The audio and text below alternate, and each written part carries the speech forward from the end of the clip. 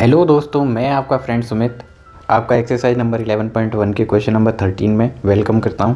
आपको question number 13 में मैं आपको हेल्प करने के लिए तैयार हूं। अब देखो, अब आपको ये क्वेश्चन बोला गया है, उन्होंने आपसे बोला है ए राउंड टेबल कवर है 6 इक्वल डिज़ाइंस। इसमें डिज़ाइंस बनाई हुई हैं इस टेबल कवर पर, जो design first, second, third, fourth, fifth and sixth, यानी 6 डिज़ाइन बना रखी हैं उन्होंने। ओके और ये जो डिज़ाइन है ये इक्वल डिज़ाइन है। ये सारे डिज़ाइंस कैसे हैं? इक्वल। दैट मीन्स अगर आप एक डिज़ाइन का एरिया निकाल लेते हैं और उसमें 6 का मल्टीप्लाई कर देते हैं तो आपके ऑल 6 डिज़ाइंस का एरिया आपको फाइंड हो जाएगा। ओके आगे बोलते हैं, if the radius of the cover is 28 centimetre. जो कवर का रेडियस है वो आपको इस क्वेश्चन में कितना गिवन है? 28 सेंटीमीटर गिवन है। ओके आगे बोलते हैं, find the cost of making the design at the rate of 0.35 rupees पर सेंटीमीटर स्क्वायर। आपको बोला जा रहा है आपको ये जो डिज़ाइन फॉर्म करना है, इसका जो बनाने का जो कॉस्ट है वो 1 सेंटीमीटर स्क्वायर अगर आप डिज़ाइन बनाते हो तो आपको 0.35 रुपीज़ का खर्चा आएगा। आपको इतने रुपीज़ को क्या करना पड़ेगा? पे करना पड़ेगा। ओके आगे बोलते हैं कि √3 की जो वैल्यू है वो आपके लिए कितनी गिवन है? 1.7। √3 का जो वैल्यू है वो आपके लिए कितना गिवन है? 1.7। अब आपको इस क्वेश्चन को सॉल्व करना है। तो सबसे पहले आप वन डिज़ाइन का क्या निकालेंगे? एरिया। वन डिज़ाइन का आपको एरिया फाइंड करना होगा। ओके उस डिज़ाइन का जब आप एरिया फाइंड कर लो तो उसमें 6 का कर देना मल्टीप्लाई, जिससे ऑल 6 डिज़ाइंस का एरिया आ जाए। और जो एरिया का आंसर आए उसमें आप 0.35 का कर देंगे मल्टीप्लाई। आप उस एरिया का जो आंसर आएगा उसमें 0.35 का क्या करेंगे? मल्टीप्लाई, जिससे आपका ओवरऑल आंसर ऑब्टेन हो जाए।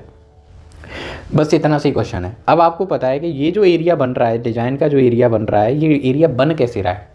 तो आप बोलेंगे कि ये एरिया कुछ इस तरीके से बन रहा है। क्योंकि किस तरीके से बन रहा है? तो आप बोलेंगे सेंटर पर सबसे पहले हमें एंगल मालूम नहीं है, तो सेंटर पर हम सबसे पहले क्या जानने की कोशिश करेंगे? एंगल। देखो सेंटर पर जो टोटल एंगल बनता है वो कितने डिग्री का बनता है? 360 डिग्री का। डिज़ाइंस की टोटल काउंटिंग कितनी है? तो आप बोलेंगे सर इसमें डिज़ाइन की जो काउंटिंग है ना सुमित, वो 6 है।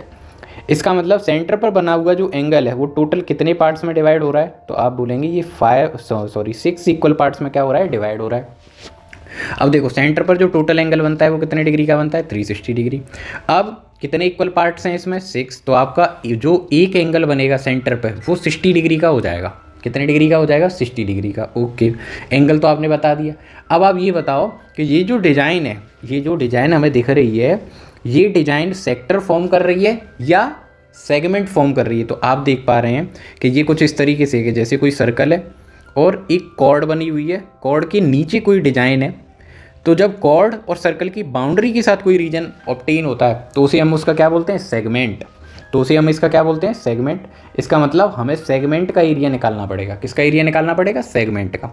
सेगमेंट का एरिया निकालेंगे, 6 सेगमेंट है, फिर सारे सेगमेंट का एरिया निकालेंगे 6 का मल्टीप्लाई करके, फिर 0.35 का मल्टीप्लाई कर देंगे, फिर आंसर आ जाएगा।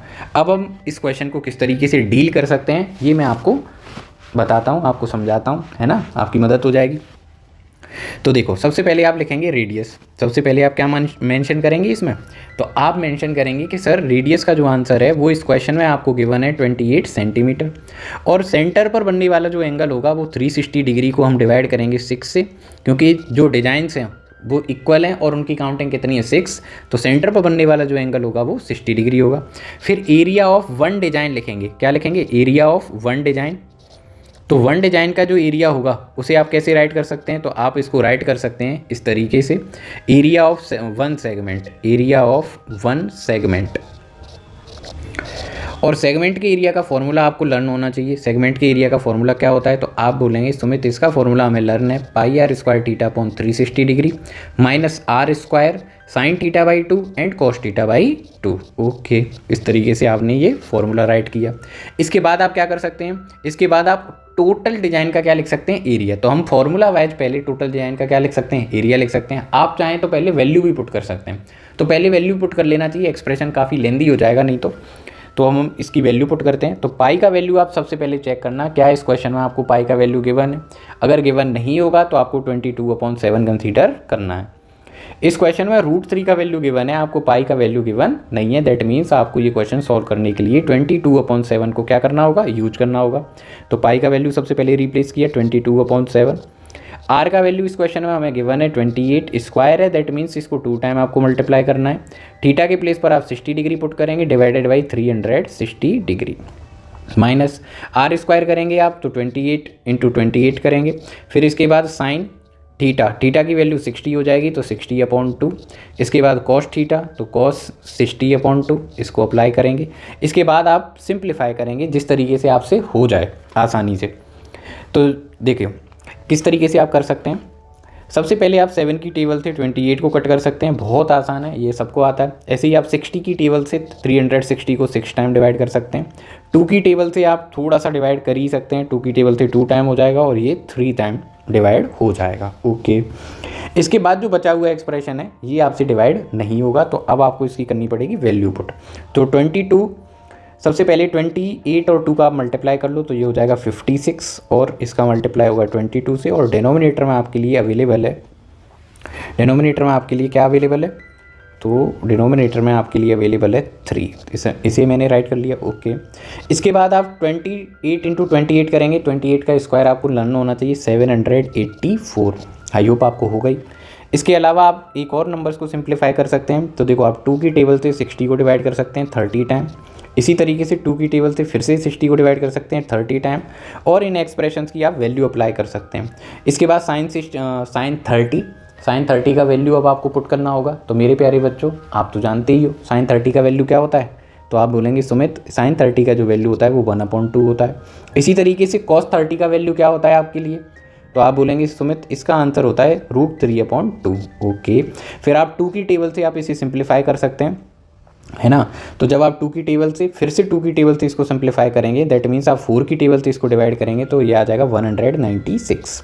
ओके, जो एक्सप्रेशन है उसको मैंने अभी सॉल्व नहीं किया है क्योंकि अभी मुझे इसमें 0.35 का क्या करना है, आगे जाके मल्टीप्लाई करना है, तो वो भी देख लेंगे। इसके अलावा √3 का जो वैल्यू इस क्वेश्चन में आपको कंसीडर करना है वो 1.7 है। कितना है वो वैल्यू, 1.7। इतना एक्सप्रेशन आपके लिए आ जाएगा। इसके बाद अभी देखो एक और इम्पोर्टेंट बात है, ये जो मैंने एरिया अभी फाइंड करा है, जो डिज़ाइन का एरिया फाइंड किया है वो कितने डिज़ाइन का एरिया है, 1 डिज़ाइन का। जो कंप्लीट डिज़ाइन है उसमें ऐसे ऐसे मतलब जो सेगमेंट थे उनकी काउंटिंग कितनी थी, 6, यानी सेम जो सेगमेंट्स हैं उनकी काउंटिंग 6 है। दैट मीन्स कंप्लीट डिज़ाइन का एरिया फाइंड करने के लिए अभी मुझे 6 से मल्टीप्लाई करना होगा। तो अब मैं यहाँ एक सेंटेंस फ्रेम कर लेता हूँ, area of complete design, area of complete design. तो जो कंप्लीट डिज़ाइन का एरिया होगा वो क्या हो सकता है, area of complete design that is equal to 6 multiply area of 1 design, area of 1 design. अब आप इसको वैल्यू को अप्लाई करेंगे, सॉल्व करने की कोशिश करेंगे, तो 6 का मल्टीप्लाई आप करेंगे 56 इंटू 22/3। इसी तरीके से आगे जो एक्सप्रेशन है उसको भी लिखेंगे 196 इंटू 1.7। अब आप इस 6 का मल्टीप्लाई इन दोनों ही एक्सप्रेशन से करोगे तो आपको 56 इंटू 22/3 इसका मल्टीप्लाई 6 से करना है। साथ के साथ आपको 196 इंटू 1.7 इंटू 6 ये भी आपको परफॉर्म करना है। ओके, इसके अलावा आपको क्या करना चाहिए, इसके अलावा भी एक्सप्रेशन है, इसको अभी और सॉल्व किया जा सकता है। तो पहले हम 3 की टेबल से 6 को डिवाइड कर देते हैं, जो आसानी से हो सकता है उस काम को हम साथ के साथ ही करते जाएंगे। तो 3 की टेबल से 6 2 टाइम डिवाइड हो जाएगा। जो रिमेनिंग एक्सप्रेशन है उसमें मैं 56 और 2 का क्या कर दूंगा, मल्टीप्लाई, ये हो जाएगा 112 इंटू 22 माइनस अभी जो एक्सप्रेशन है इसमें 196 का मल्टीप्लाई किया जा सकता है, लेकिन अभी मैं मल्टीप्लाई इसलिए नहीं कर रहा क्योंकि अभी मुझे कॉस्ट और फाइंड करनी है। क्या फाइंड करना है, कॉस्ट। तो मैं इसको अभी कैरी करूँगा, थोड़ा सा और कैरी करना चाहिए। इसके बाद आपको कॉस्ट लिखना है। तो कॉस्ट लिखने का तरीका क्या रहेगा, तो कॉस्ट लिखने का तरीका रहेगा एरिया इंटू रेट। क्या रहेगा, एरिया इंटू रेट।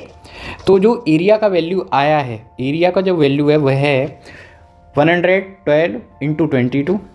इससे आपको माइनस करना है 196 इंटू 1.7 इंटू 6, और इसका जो आंसर आएगा वो मल्टीप्लाई होगा 0.35 से। इसका जो आंसर आएगा वो किससे मल्टीप्लाई होगा, 0.35 से। तो इस नंबर, ये जो नंबर 0.35 है इसका मल्टीप्लाई फर्स्ट एक्सप्रेशन से भी करना है और सेकंड से भी करना है। तो मैं फर्स्ट एक्सप्रेशन से मल्टीप्लाई कर देता हूँ। इसी तरीके से मुझे ये मल्टीप्लाई आगे भी कैरी करना होगा, तो मैं इसे सेकंड एक्सप्रेशन से भी क्या कर देता हूँ, मल्टीप्लाई कर देता हूँ। ओके, इसके बाद जो एक्सप्रेशंस हैं वो किस तरीके से सॉल्व किए जा सकते हैं उनको देखते हैं। सबसे पहले आप पॉइंट हटाएंगे तो नीचे आ जाएगा 100।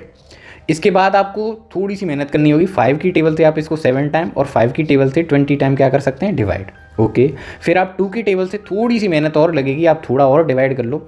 तो आप 2 की टेबल से जब डिवाइड करेंगे 2 से 10 टाइम हो जाएगा और 2 से ये 11 टाइम हो जाएगा। जो फर्स्ट एक्सप्रेशन है वो इतना ही सॉल्व करना है। इसके अलावा आपको अब 10 को सिंप्लीफाई करने की कोशिश नहीं करनी है, क्योंकि हम न्यूमरेटर में मल्टीप्लाई करेंगे और 10 की मदद से पॉइंट प्लेस करेंगे। ठीक है, अब आगे देखते हैं। जो नेक्स्ट इसका बचा हुआ पोर्शन है, सेकंड पोर्शन, उसमें भी हम थोड़ा इसी तरीके से सॉल्व करने की कोशिश करते हैं। तो जैसे आप क्या कर सकते हो, आप ये कर सकते हो कि पॉइंट हटाकर आप इसमें डिनोमिनेटर में 100 बना सकते हो। ओके, 100 बना सकते हैं। 100 बनाना बेनिफिशियल रहेगा या नहीं, ये थोड़ा अभी डाउट है ना। अब देखो, इसको 5 की टेबल से सिंप्लीफाई किया, 7/20 हो गया। Okay, very good. 2 से डिवाइड किया 10 टाइम, 2 से 6 डिवाइड हो जाएगा 3 टाइम, ये भी ठीक है।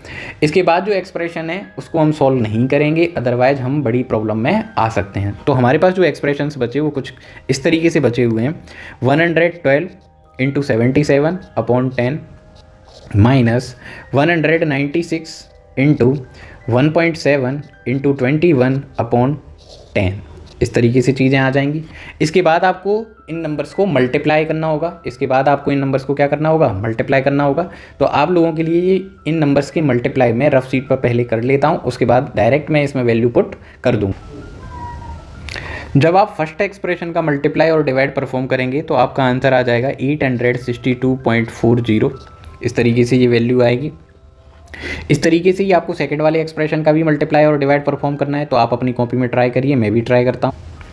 जब आप इस सेकंड एक्सप्रेशन का मल्टीप्लाई सॉल्व कर लेंगे तो आपका जो आंसर आएगा वो आ जाएगा 699.72।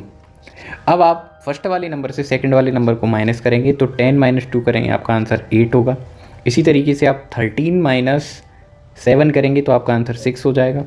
इसी तरीके से 11 से आप 9 को माइनस करेंगे 2 आ जाएगा।